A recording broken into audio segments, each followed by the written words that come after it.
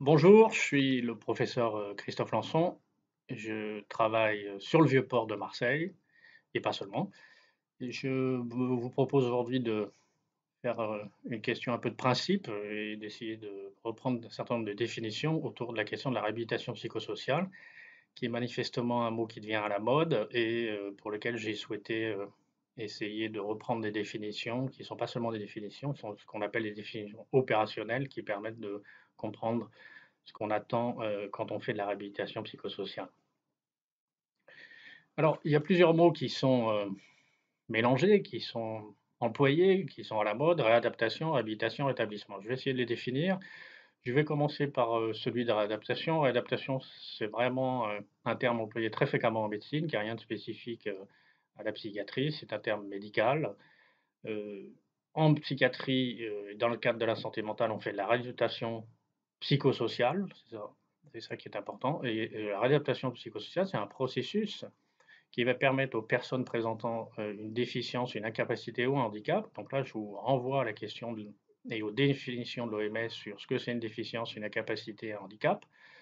L'analyse qui peut en être faite sur qu'est-ce que la déficience dans tel trouble, qu'est-ce que l'incapacité dans tel trouble et qu'est-ce que les handicaps dans tel trouble psychique. L'objectif de cette réadaptation psychosociale, c'est de travailler sur ces déficiences, ces incapacités et ces handicaps, essayer d'une certaine façon de les pallier pour permettre à la personne d'atteindre un degré optimal d'autonomie au sein de la communauté. Donc, c'est une vision particulière, qui est une vision assez médicale des choses, qui travaille sur la notion de déficience, d'incapacité et d'handicap et qui essaye de tenir compte de ces déficiences pour permettre à la personne de retrouver de l'autonomie. C'est une version presque psychopathologique de la santé mentale. Elle consiste, cette réadaptation, à améliorer un certain nombre de compétences individuelles et aussi à améliorer l'environnement. Je donne un exemple, c'est par exemple un exemple assez simple, si vous avez des troubles de la mémoire et que vous devez prendre un traitement de manière régulière, c'est toutes les stratégies qui sont mises en place autour de vous, par exemple dans votre environnement, pour vous aider à prendre à l'heure régulière ou de manière régulière un traitement dont vous avez absolument besoin.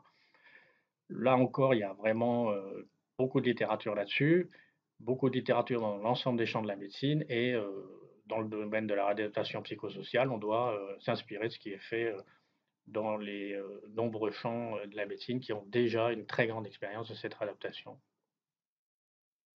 Alors, un des grands problèmes, c'est que la réadaptation euh, dans le langage français, c'est souvent la traduction de réhabilitation. Et on voit que le terme réhabilitation renvoie malheureusement, ou en tout cas en grande partie, à un terme médical qui lui-même est sous-tendu par l'idée de handicap et de déficience. C'est vraiment une vision utile mais parcellaire de l'être humain qui met l'accent et les efforts principalement sur les déficits, les déficiences et les handicaps des personnes. D'une manière générale et assez schématique, euh, les techniques, la façon de voir la réadaptation en médecine, c'est vraiment des techniques d'entraînement à des habilités dans lesquelles la personne collabore à des méthodes qu'on appelle les méthodes d'apprentissage, en vue de développer des capacités et donc assurer une plus grande autonomie dans la société. Alors, ça a souvent une connotation négative, cette question de l'entraînement aux habilités et la question de l'apprentissage. Pourtant, pour un certain nombre de personnes et à un certain moment du processus de réhabilitation, la réadaptation, c'est un élément qui peut être utile. Lorsque, par exemple, vous n'avez pas eu d'autre environnement que celui de la psychiatrie, ben, effectivement, il va falloir vous entraîner ou apprendre ou réapprendre à avoir des interactions avec le milieu habituel qui n'a pas les mêmes règles de fonctionnement, qui n'a pas les mêmes règles d'interaction que le milieu psychiatrique. Donc la réadaptation, elle est très utile, parfois centrale à certains moments du processus de retour ou d'apprentissage à une vie autonome.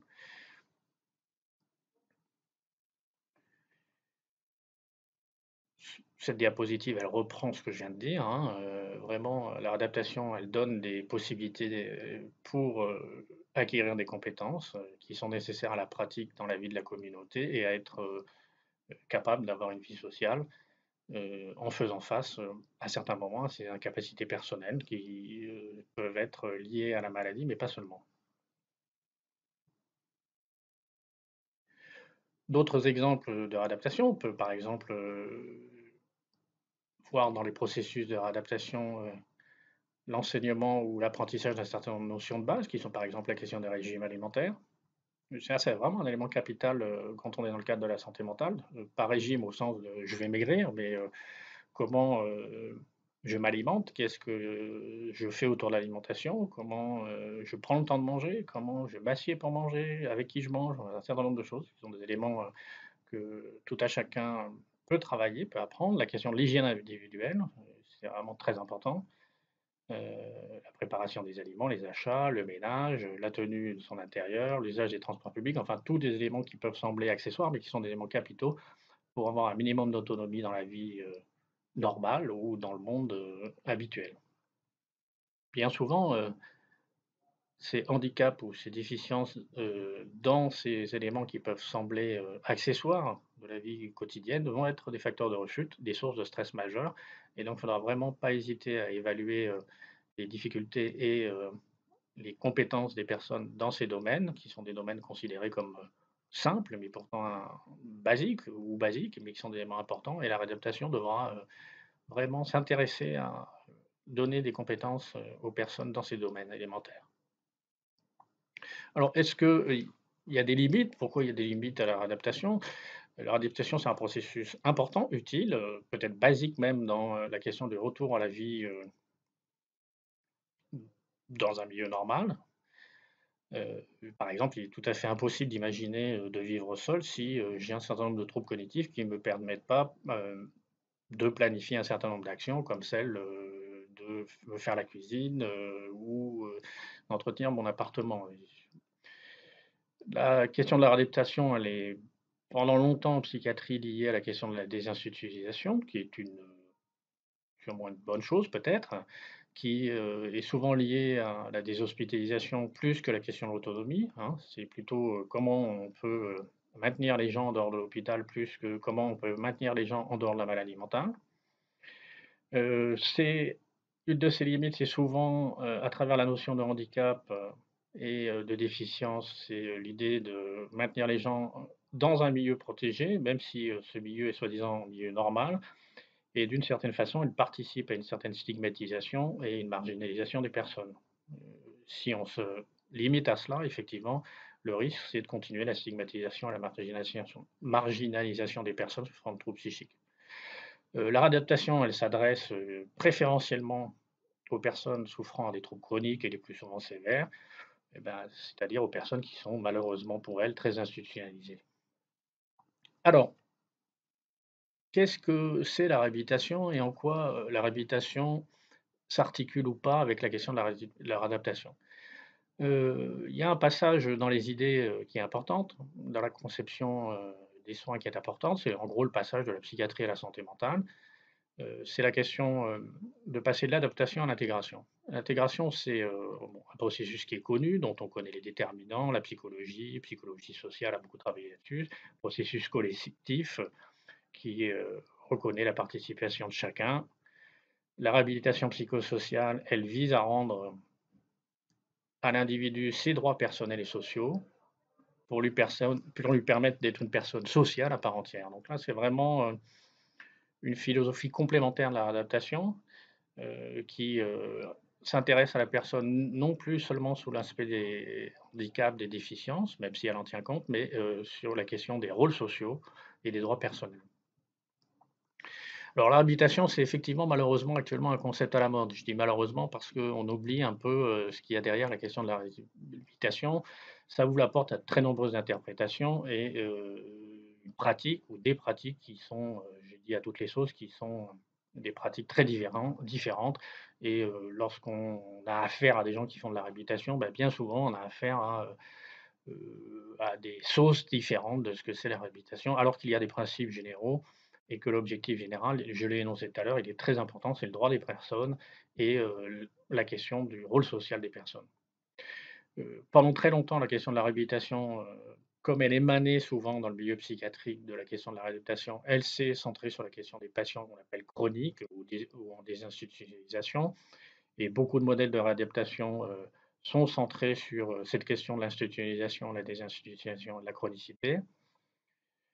Euh, Il y a un saut important qui doit être fait, c'est que la réhabilitation, elle s'adresse à toute personne souffrant de troubles psychiques, qu'ils soient chroniques ou pas, que les personnes soient institutionnalisées ou pas. La souffrance psychique, elle est pas toujours chronique, même rarement, elle est pas toujours institutionnalisée, donc la réhabilitation elle doit aussi s'imprégner, elle aussi s'adresser, aussi travailler avec les personnes qui présentent ces types de troubles. Et je pense qu'on peut apprendre beaucoup en faisant de la réhabilitation, pas seulement pour des personnes présentant de troubles chroniques ou des personnes désinstitutionnalisées. En pratique, ça veut dire que peut-être qu'on a intérêt à ouvrir les processus de réhabilitation et ne pas seulement les fermer à des patients chroniques ou des patients désinstitutionnalisés. La réhabilitation psychosociale, ou psychiatrique, elle a beaucoup, beaucoup, beaucoup, beaucoup à apprendre de la relation d'aide et de soins avec les personnes. C'est une philosophie et un certain nombre cette philosophie entraîne un certain nombre de techniques. C'est une philosophie de la relation d'aide aux personnes qui souffrent de troubles psychiques. Alors, on ne peut pas parler de la réhabilitation sans parler du cadre théorique et pratique qui a été défini en 1988 par Kahn, parce que c'est l'élément central actuel de la réhabilitation psychosociale. Alors, qu'est-ce que pense cet auteur et les auteurs qui l'ont suivi? Ils pensent deux choses principaux.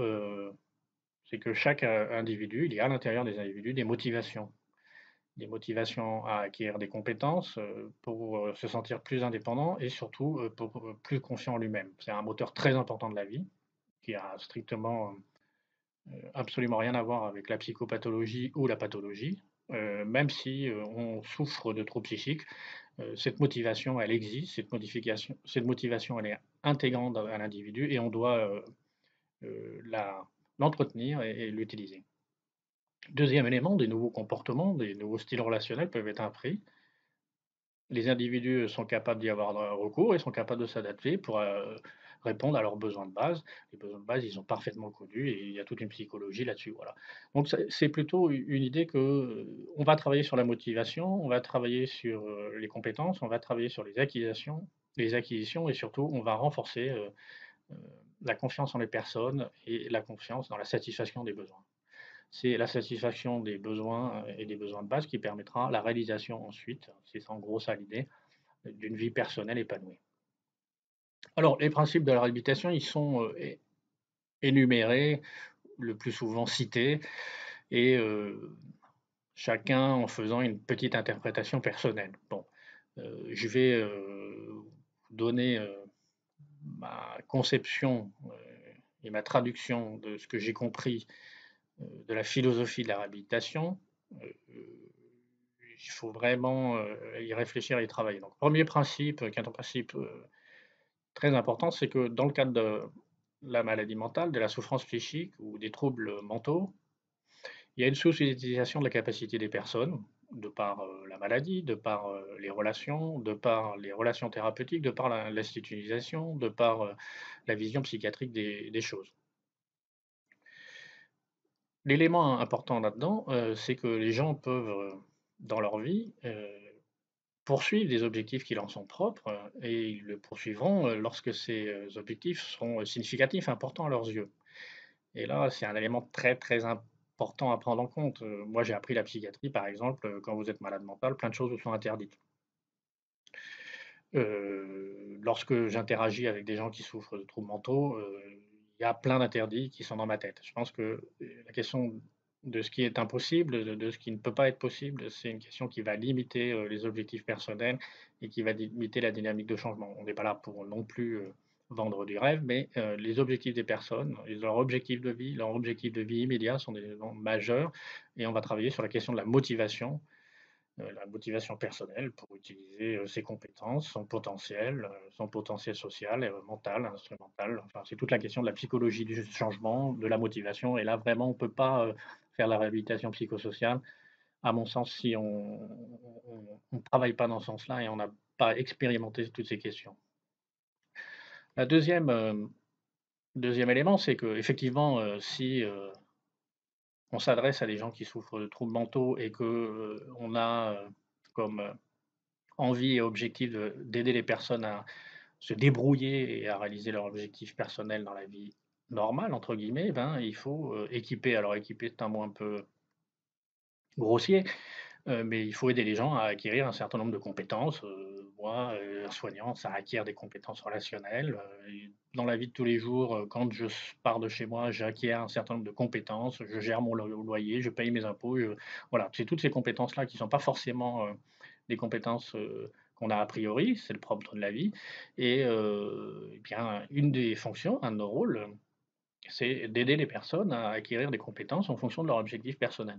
Un des énormes problèmes, c'est, les troubles psychiques sont souvent des troubles qui débutent assez précocement dans la vie des gens, qui parfois, ont une certaine chronicité liée au retard de prise en charge, une certaine chronicité liée aux a priori, des personnes sur ce dont ils souffrent et à leur entourage sur comment on peut faire et toute cette longue période, dans laquelle les troubles psychiques vont prendre le dessus sur beaucoup de choses, vont entraîner que, bah, les apprentissages, vont pas se faire par exemple, ou on va désapprendre un certain nombre de choses. Lorsqu'on aura passé une semaine à l'hôpital et ben, on sera victime de l'hospitalisme et on désapprendra très nombreuses choses qu'on fait naturellement dans la vie quotidienne, qu'on soit à l'hôpital psychiatrique ou ailleurs.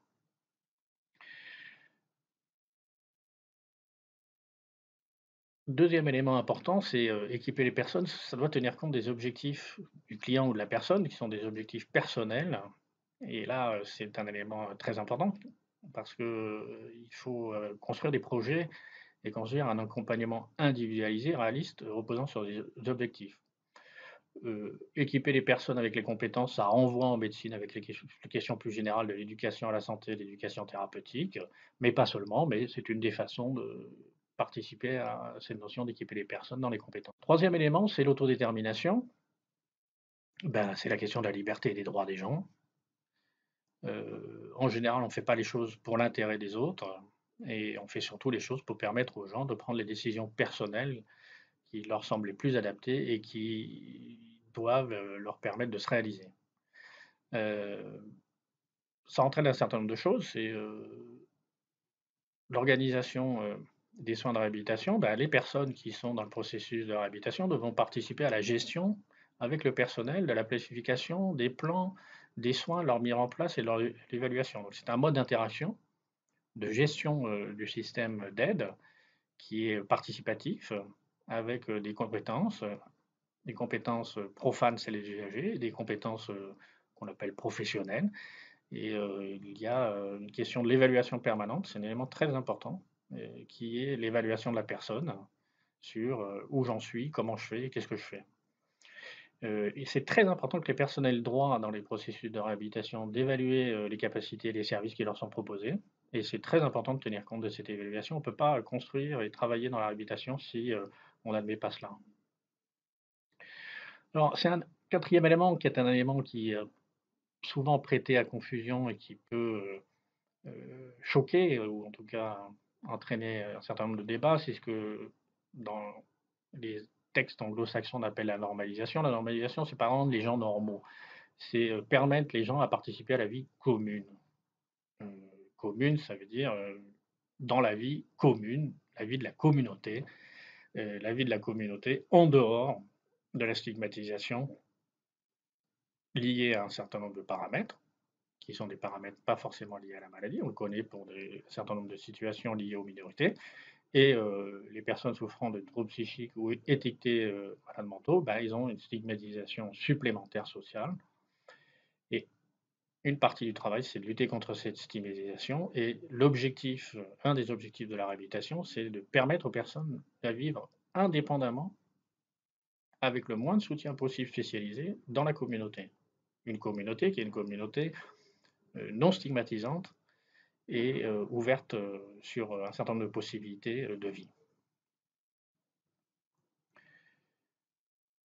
5e élément, c'est il n'y a pas de réhabilitation toute faite. Et la réhabilitation doit tenir compte des besoins différentiels des personnes. Ces besoins, ils vont être différents en fonction des objectifs, en fonction des moments, en fonction des ressources Et donc, c'est vraiment la question de l'individualisation de l'interaction et l'individuation des programmes. Il n'y a pas les séances de psychothérapie le mardi, les séances de psychoéducation le mercredi. C'est vraiment un programme sur mesure, c'est une grande difficulté. Et elle repose, enfin, il repose ce programme sur mesure sur bon, un mot qui est assez grossier, mais qui est quand même utile, c'est la question d'avoir un plan individualisé et qui surtout correspond aux besoins des personnes. Et donc l'analyse des besoins et l'analyse des objectifs des personnes, c'est un élément très important.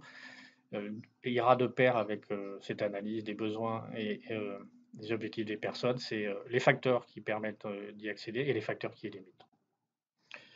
Euh, Là, le rôle des soignants, c'est d'assister et d'aider à la réalisation de ce plan individuel et donc d'être un assistant ou une aide pour permettre à la personne d'avancer dans ce plan de retour à une vie communautaire. Sixième élément, c'est l'engagement du personnel soignant. Alors bon, a priori, quand on est dans le système de soins, on pense que les gens sont engagés et que ce qui participe à notre choix de métier, c'est l'engagement personnel. Euh, Il y a un élément très important, c'est qu'on va être confronté très souvent en médecine, en santé mentale, en psychiatrie à la notion de crise. Ces notions de crise, elles doivent nous obliger à penser toujours que des changements seront possibles. Le soignant, il doit être là aussi pour maintenir un contact, on ne peut pas seulement dire des rendez-vous, euh, et maintenir une idée de la possibilité des gens de s'intégrer. Donc là, on va porter en tant que soignant la continuité du projet et la continuité de la réalisation personnelle. Bon, c'est hyper clair, tout le monde ne peut pas être membre d'une équipe de réhabilitation, c'est pas grave. Et puis, tant mieux, d'une certaine façon, on peut avoir des compétences et on ne pas se sentir à l'aise dans ce genre de choses. On n'est pas du tout obligé de le faire, mais alors vraiment pas. Euh, il convient, dans le cadre de la réhabilitation, si on s'engage, si on essaie de travailler dans une équipe de réhabilitation, d'éviter l'épuisement professionnel, parce que c'est effectivement très coûteux de travailler dans la réhabilitation. Il y a des périodes de crise, des périodes difficiles, et donc il faut absolument savoir prendre soin de soi avant de prendre soin des autres. Alors, septième élément, ce qu'on appelle la déprofessionnalisation des services. Bon, c'est l'idée que finalement, dans les soins, le niveau d'exigence est très élevé. Le niveau d'exigence théorique, le niveau d'exigence conceptuelle et pratique est très élevé. Et que dans la réhabilitation, ben, on se centre plutôt sur des relations individuelles, des relations basées sur l'approche de la personne, sur la relation d'aide. La neutralité, au sens classique du terme, c'est vraiment pas une approche de la réhabilitation. Dans la réhabilitation, on s'implique en tant que personne et dans une relation interpersonnelle au service de la relation d'aide. Euh, bon, la réhabilitation, ça va contraindre et obliger d'accepter et de respecter une variété importante de croyances et d'idées que présentent les personnes. Les objectifs des gens dans la vie sont parfois tout à fait contradictoires avec mon point de vue ou nos points de vue personnels et mes croyances. Et là, c'est la question du respect mutuel des croyances, du respect mutuel du point de vue des personnes.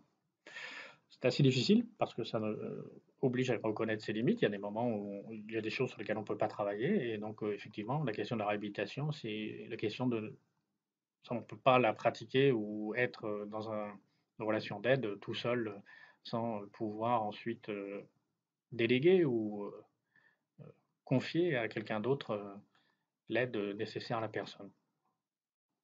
Question d'intervention précoce, c'est l'idée assez simple, hein, il vaut mieux anticiper que de se retrouver face à une catastrophe. C'est la question du plan de crise, des directives anticipées, ça c'est des éléments très très importants. Plus on anticipe, plus on prévoit qu'il est tout à fait possible, et ça fait partie de la vie, il va se passer des moments où on va être en crise, des moments où les choses ne vont pas se passer comme on veut. Plus on a essayé d'anticiper, plus on a essayé de tenir compte de ce qui s'est passé, plus les personnes donnent leur avis sur ce qui est bon pour eux, meilleur sera d'une part le processus de rétablissement, la relation avec les personnes et la relation d'aide. Là, c'est la question de la personne de confiance ou d'un point de vue plus professionnel, la question du case manager. Je vous envoie toute la littérature sur cette question-là, c'est quelle est la personne qui maintient le contact à distance avec les personnes et les clients, qui maintient la relation avec les familles, avec l'entourage. Donc c'est vraiment la question de c'est pas parce que vous n'êtes pas dans mon bureau ou vous n'êtes pas à côté de moi que je continue pas à imaginer, à prendre soin de vous et à continuer à vous aider à porter votre projet personnel. 9e élément, bah, évidemment, la réhabilitation, c'est une interaction sur l'environnement. L'environnement, il est dans la vie réelle, donc il faut connaître l'environnement de la personne, il faut l'étudier, il faut s'y imprégner. L'environnement, ça implique les parents, ça implique l'entourage, les amis, les employeurs, les membres du réseau social. Donc, on ne peut pas faire un travail de réhabilitation en santé mentale sans consacrer beaucoup de temps, beaucoup d'énergie à intervenir et à apporter de l'aide à tous les éléments et à toutes les personnes qui sont autour de la personne. Donc, c'est vraiment pas un travail qu'on peut faire uniquement en individuel. 10e élément, changer l'environnement, eh ben, c'est tout le travail sur la stigmatisation et l'éducation du public à travers ce que vous réaliserez dans l'aide aux personnes, vous aurez forcément une grande part de votre implication qui sera une part de euh, diminuer la stigmatisation et éduquer le public en général, sur la question des troubles psychiques et la déstigmatisation. Ça fait partie intégrante des messages que vous allez devoir porter et de ce dans quoi vous allez vous engager. 11e élément, pas de limite à la participation. Ça, c'est un élément qui est absolument difficile à admettre, mais qui est le suivant, c'est que, bah, effectivement, on va parfois s'engager, et on va devoir s'engager longtemps et en tout cas aussi longtemps que nécessaire. Ce qui ne veut pas dire forcément toute la vie et tout le temps, mais ça veut dire aussi de pouvoir, interrompre les choses, mais anticiper la capacité d'être de nouveau à disposition, anticiper les rechutes, anticiper les besoins et donc la question de la disponibilité dans le temps et ça, c'est quelque chose de pas tout à fait simple à organiser, qui doit être pensé, qui doit être travaillé dans les cadres des programmes de réhabilitation. 12e élément, la question centrée sur le travail. Alors ça, c'est un élément qui fait assez débat, mais un des éléments de réalisation et un élément qui peuvent sembler important pour les personnes en particulier souffrent de troubles psychiques, c'est la question de la réalisation sociale, valeur sociale et la question du travail, de la rémunération, de l'autonomie. C'est un élément majeur. Là, je vous renvoie à tout ce qui est de l'ordre de la littérature et de l'expérimentation sur ce qu'on appelle par exemple Working First, comment on peut travailler sur le retour au travail en milieu normal des personnes souffrant de troubles psychiques. C'est un élément très très très important de la question de la réhabilitation psychosociale. Et on ne peut pas faire de la réhabilitation psychosociale si on n'a pas en tête et si on ne prend pas en compte cette dimension-là, qui est une dimension majeure de réalisation des gens. 13e élément qui est vraiment un élément central, qui permet de comprendre qu'on est passé de la réhabilitation, qui est une vision purement médicale, psychopathologique des soins, à la réhabilitation, c'est on va devoir passer la question médicale à la question de la santé mentale, puis ensuite de la question du rétablissement. Actuellement, la réhabilitation psychosociale, en gros, on pourrait dire, ce sont les soins qui favorisent ou qui aident ou qui participent à la question et qui favorisent le rétablissement des personnes. Alors, je vais dire 2 mots sur le rétablissement, même si c'est vraiment pas à moi d'en parler, parce que c'est pas aux soignants de parler du rétablissement. Il y a plein d'éléments qui circulent. Il y a un auteur très important que je vous invite à lire, mais c'est pas le seul, Davidson, qui a essayé d'écrire des choses et de conceptualiser ce que c'est le processus de rétablissement. Bon, c'est un processus dans lequel la personne se reconstruit ou construit de nouvelles interdépendances personnelles, sociales, environnementales et spirituelles dans sa vie. C'est un processus, donc c'est un processus qui est éminemment individuel, qui va permettre aux personnes d'ajuster ses propres attitudes, ses sentiments euh, et de se transformer, de redécouvrir des choses. Un processus qui, au départ, a été décrit chez les personnes qui ont été confrontées à la maladie mentale et aussi aux interactions avec le système psychiatrique. La part entre les deux était souvent difficile à distinguer. Le rétablissement, c'est vraiment une question de processus individuel, donc seules les personnes peuvent en parler. Il n'y a pas de généralité, même s'il y a des processus généraux qui sont communs.